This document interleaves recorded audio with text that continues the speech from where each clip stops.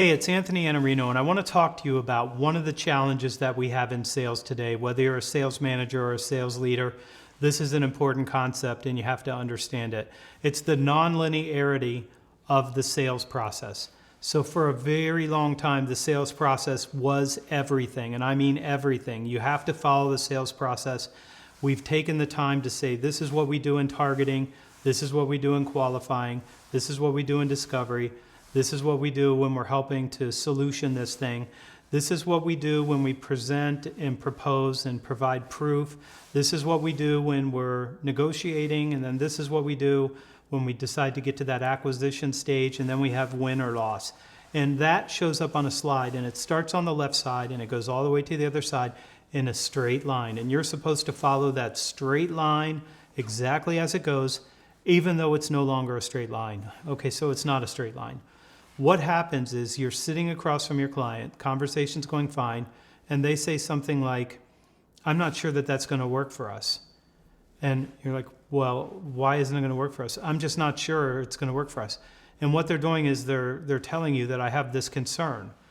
Well, we're going to wait until we give the presentation, and then we'll understand what your concerns are, and we'll deal with that, because that's the part where we're supposed to do that.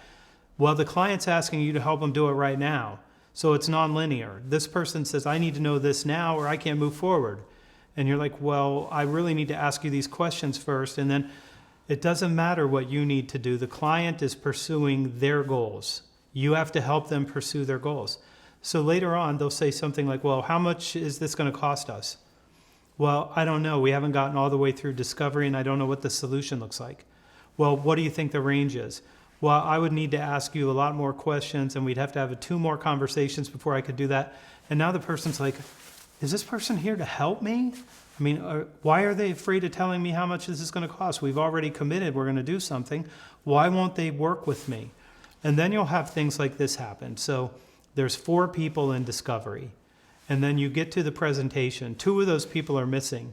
And there's 3 new people sitting at the table who were not part of any of the prior conversations you've had. And now they start saying, why are we doing this? Like, why do they think we need to do it this way?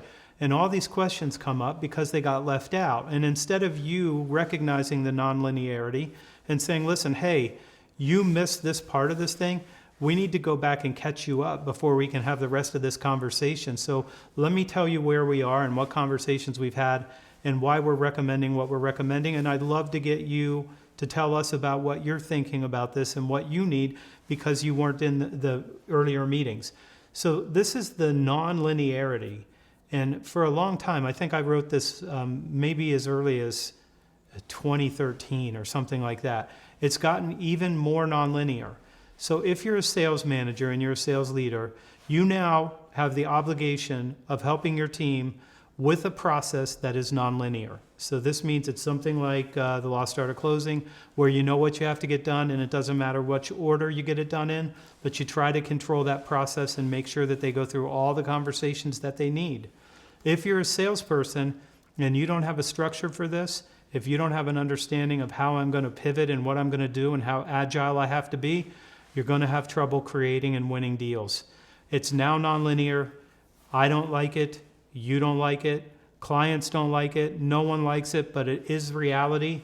And you're better off going with reality than trying to fight it, because the reality doesn't care very much about our opinions, our preferences, or what we wish we had. Do good work, and I'll see you back here tomorrow.